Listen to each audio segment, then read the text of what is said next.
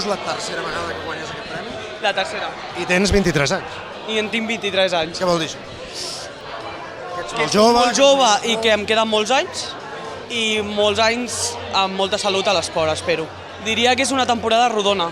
Rodona que es queda una mica amb mal gust de boca per la plata que aconseguim al Mundial, però com bé he dit, al final ens centrem al que és el 2024, aquestes Olimpiades de París. Sí, l'objectiu principal són les Olimpiades, com bé has dit, venim d'un Mundial i d'un Europeu que és molt atípic, que portem molta competició a sobre, que també ens serveix per arribar millor i millor preparades a aquestes Olimpiades que queden mesos, que queda res, ja ho tenim.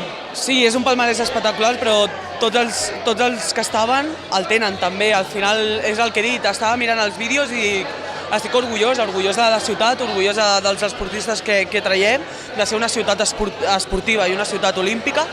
I la veritat que cadascú dels que ha sortit i dels que han estat nominats que no han estat aquí s'ho mereixien. Al final tots fem grans esforços i tots vivim l'esport com una cosa molt gran.